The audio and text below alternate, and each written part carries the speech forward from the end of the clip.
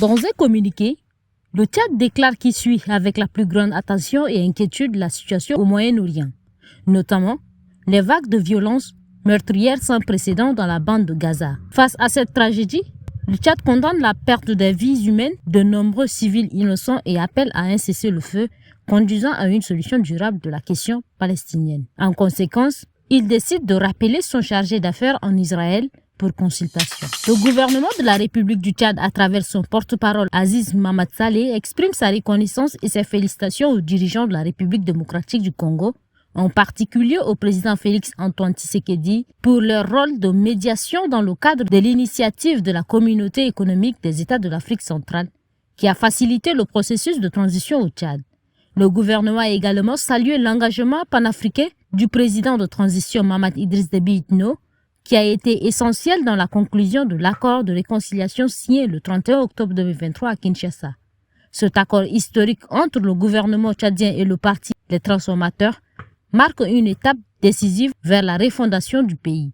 Le gouvernement d'union nationale réaffirme son engagement à respecter toutes les résolutions et recommandations issues du dialogue national inclusif et souverain en vue de réaliser la réconciliation nationale. Selon l'agence française de presse, Moussa Dadi Camara est de retour en prison alors qu'il y a été extirpé par un commandant au petit matin de ce samedi 4 novembre 2023.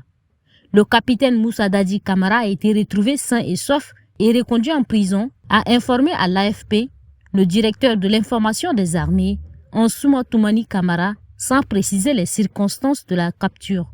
Un des avocats de l'ancien chef d'État guinéen, Diokamei Haba, a confirmé à la même source que son client était de retour en cellule.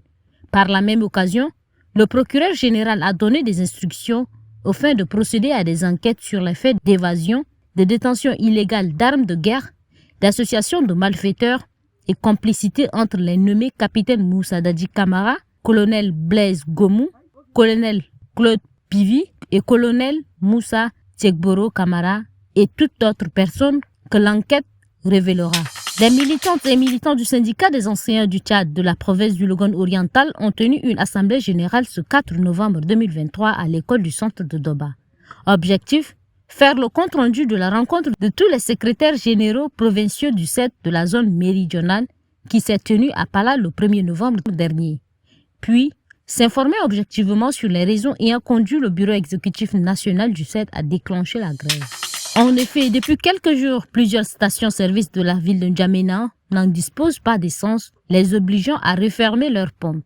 Ce 4 novembre 2023, plusieurs motocyclistes font la queue devant une station à Dembé pour s'approvisionner. Cependant, dans certains coins, le litre d'essence est vendu entre 700 et 750 francs.